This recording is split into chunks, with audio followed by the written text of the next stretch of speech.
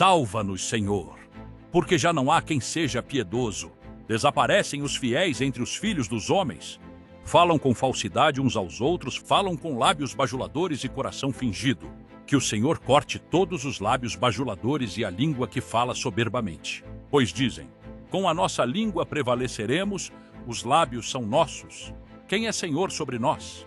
Por causa da opressão dos pobres e do gemido dos necessitados, eu me levantarei agora, diz o Senhor, e porei a salvo aquele que anseia por isso. As palavras do Senhor são palavras puras, prata refinada em forno de barro, depurada 7 vezes. Sim, Senhor, tu nos guardarás. Tu nos livrarás desta geração para sempre. Os perversos andam por toda parte, quando aquilo que não presta é exaltado entre os filhos dos homens. Salmos capítulo 12.